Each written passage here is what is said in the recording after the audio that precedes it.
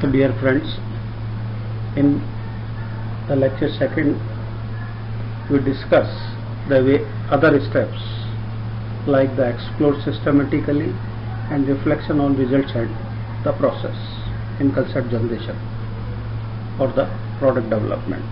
As we all know that the concept is an approximate description of technology, working principle and form of the product. Since it is a concise description of the product and how it will satisfy the customer needs and wants, the product concept relies on opportunity identifications, and to process to generate concept depends on the individual organizations. That means for the different organizations they can opt the different methodology for developing a concept, but in general for developing a product concepts involves the employee of a firm, end users means customers, and supplier and other stakeholders. Seminar and special campaign, visit to customer, lead users, and with the help of open networks. We can go through the articles and case studies. So there are various ways by which we adopt to generate the product concepts. So in problem-based ideations, the most productive concept technique is after generation of integral concept. So a concept which is generated by the team members, it can be evaluated and analyzed. During analysis, we have the two parts. One is the customer needs and wants, and whatever concept the team generated, we compare the solution provided by the team members with the problem or the needs and wants specified by the customer. So it is the most toughest area in the product development process.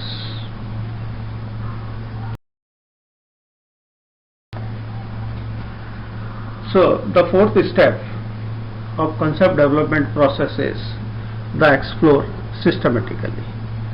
As in the previous lecture we discussed the previous three steps. The first step is to clarify the problem, in which everyone understand what is the problem on which they are going to develop a concept, and in a complex problems or a product which have so many number of components, and some of the components or parts they are working simultaneously in a product. So the decomposition of a problem. So we have to decompose the product, maybe functional wise or according to their assemblies, and then focus on critical subproblems. So some of the subgroups after decompositions, they are very critical. So the team members start thinking on those subproblems. So we can say that in first stage the output is the various subproblems, and in second and third step we have to find out the solution of these subproblems. So it can be done internally or externally. So when we search the solution of various subproblems externally, so these are the resources from which we get the solution of a subproblems. We can interact with the lead users, the experts, the patents of a product which are similar to the product which we are going to develop. Various literatures are available, from the international journals or a national journal for a particular country, or maybe some conferences and some trade magazines. So some of the trade magazines for a particular architecture of a products. So we can go through these trade magazines also to get some solutions of our sub problems. And we can also use the benchmarking, that is the competitor products. We can analyze the competitor products. Maybe some of the sub problems are identical to the component products, so we get some solution when we search externally. Then we go to search internally. It may be individually, or we may form a group of peoples of the different categories. So they can also start thinking on the various sub-problems, and at the end they get some concepts which can satisfy the needs and wants of the customers. So with the help of these new concepts and existing concepts, so we make a list of all such solutions for the different sub-problems or the subgroups of our product. Then we come to the fourth stage, that is explore systematically. So as a result of internal and external search activity, the team will have collected 10 or hundreds of concepts depending upon the nature of products.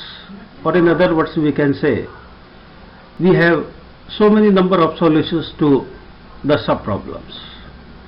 So now in this phase, the aim is navigating the space of possibilities by organizing and synthesizing the solution fragments.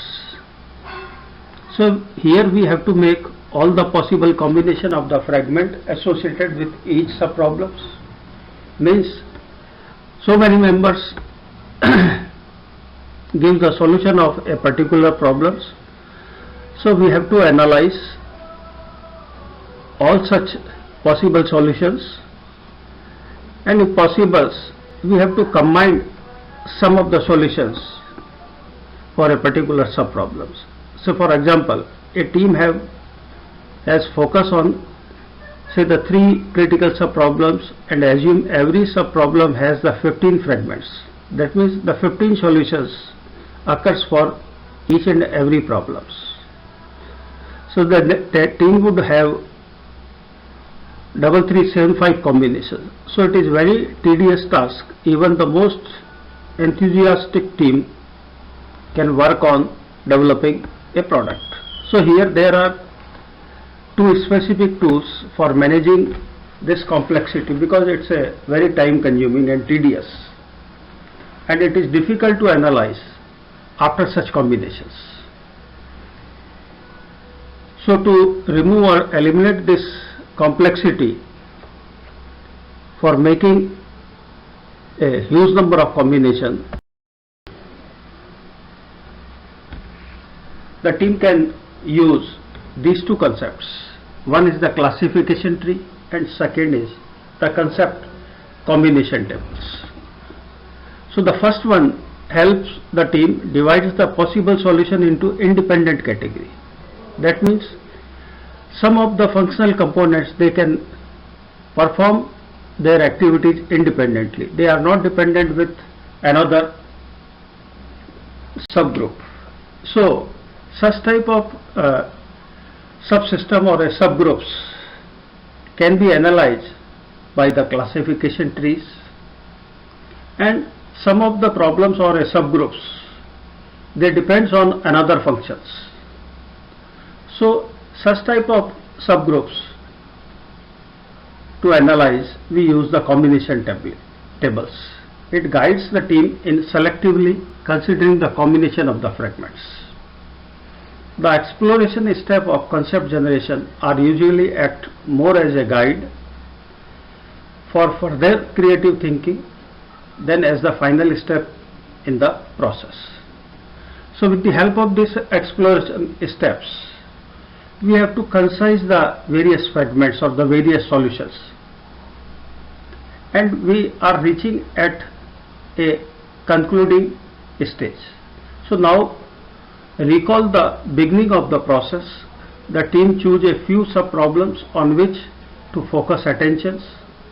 Eventually the team must return to address all of the sub-problems and refine them by working out the user interface, the industrial design and configuration issues, and finalize resulting concept descriptions. Then the fifth step, reflection on the solution and the process. So at the end, when we are making some of the concepts which fulfill the needs and wants of a customers, we also analyze so many concepts on the basis of end users, on the basis of the competitor products, and on the basis of finance. So at the end, some questions to be asked before to conclude the concept generations are: is the team developing confidence that solution space have been fully explored? Are there alternative function diagrams? Are there alternative ways to decompose the problems? Have the external sources been thoroughly pursued? Have idea for everyone accepted and integrated in the process? So before to conclude this phase, every team member should answer these questions. So although the concept generation is an inherently creative process, so the team can benefit it from using structured methods. Structured method means every member of a team have equal chance to speak when they sit together. So which allow full exploration of design space and reduces the chance of oversight in the type of solution concept considered. So it also acts as a map for those team members who are less experienced in the design problem solving. The concept generation process will likely return to each step of the process several times. Hence, the concept generation process is a iterative methods. So at every stage,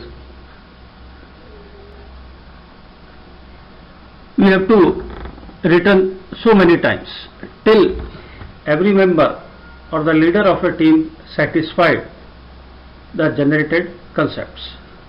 So the concept generation process will return to each step of this process several times. The iteration is particularly common when the team is developing a radical new product. That means a product which is not available in the market or new to the market. The professionals who are good in concept generations seems to always in a great demand as a team members. Hence we believe that the concept generation is a skill that can be learned and developed.